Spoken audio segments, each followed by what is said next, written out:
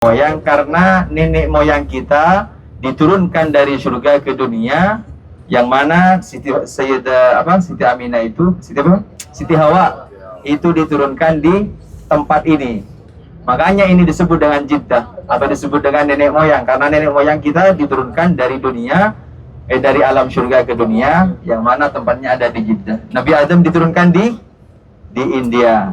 Makanya kita jangan heran kalau melihat orang India cantik-cantik dan ganteng-ganteng, ya, karena Nabi Adam diturunkan di sana. Itulah para jemaah Bapak Ibu yang dimuliakan Allah. Insya Allah walayan ini akan selalu amanah. Hotel sudah ada di Mekah, dan Madinah. Insya Allah aman semuanya. Bulan sekarang ini nanti Bapak Ibu bisa lihat semua di Mekah itu kayak hajian. Bahkan kemarin itu ada bapak-bapak ketika nyium Hajar Aswad sampai meninggal karena keinjak-injak itu, karena saking raminya. Makanya tadi di bandara itu sampai macet seperti itu saking raminya orang-orang yang melaksanakan ibadah umroh. Karena mungkin sekarang cuacanya dingin, nggak panas ya. Dan ini juga bisa dimasukkan kepada apa yang disampaikan oleh Rasulullah, idza ahabballahu 'abdan ibtalahu. Ketika Allah mencintai hambanya, maka hamba itu akan diuji.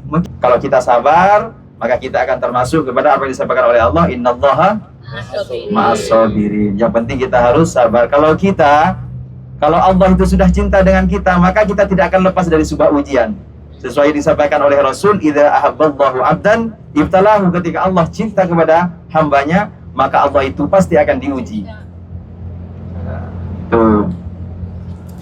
Dan juga gini, Allah Subhanahu wa taala juga menyampaikan dalam Al-Qur'an, kata Allah, asa an takrahu syai'aw wa huwa khairul lakum wa asa an tuhibbu syai'aw wa huwa syarrul lakum.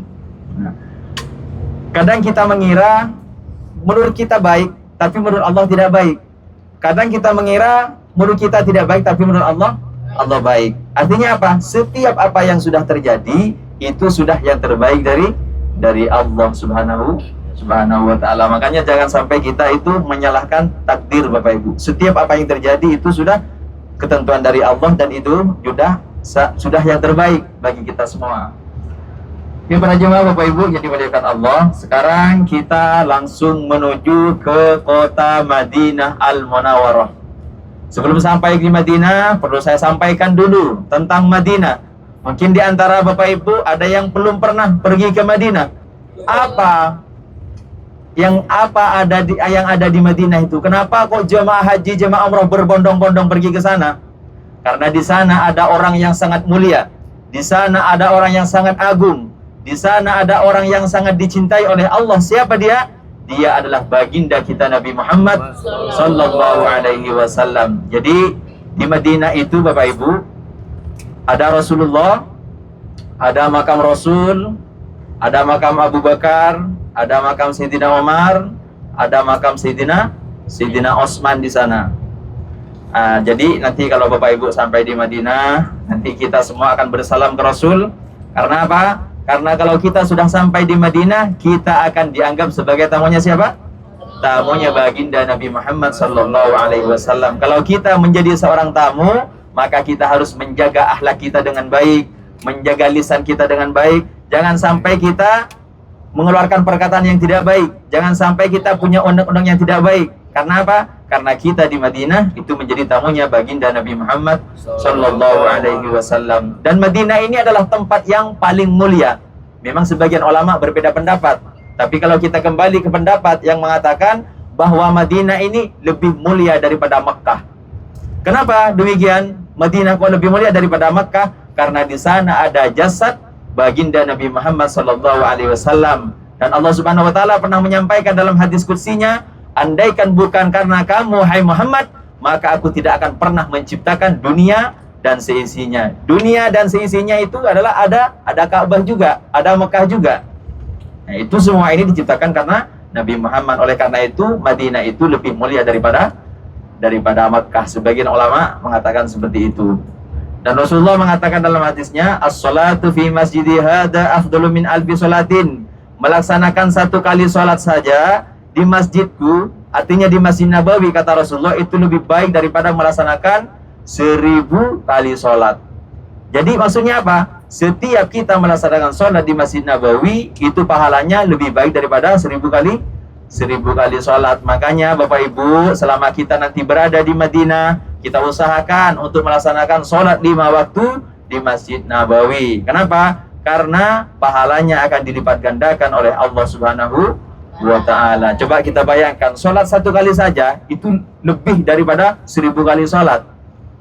Terus kalau kita sampai berapa hari nanti di sana? 3 hari, 4 hari, 5 waktu ke sana. Itu belum sholat sunnah qobliyahnya, ba'diyahnya, tahajudnya, duhanya, hajatnya. Belum itu. Kita semua insya Allah nanti akan mendapatkan tabungan ketika kita sudah kembali kepada Allah Subhanahu wa ta'ala. Dan Masjid Nabawi ini tidak ada ketika kita melaksanakan sholat, pahalanya adalah langsung dilipat gandakan menjadi 1000 pahala. Tidak ada kecuali di Masjid Nabawi. Dalam Islam itu ada 3 masjid yang sangat istimewa, Bapak Ibu. Ketika kita berada di dalam masjid itu beribadah, maka semuanya akan dilipat gandakan. Pertama, di Masjidil Haram. Beribadah di Masjidil Haram dilipat gandakan menjadi 100.000 kali pahala. Di Masjid Nabawi menjadi 1000 kali pahala. Di Masjidil Aqsa menjadi 500. Jadi ada 3 masjid yang sangat luar biasa dalam Islam. Masjidil Haram, Masjid Nabawi, dan Masjidil Aqsa.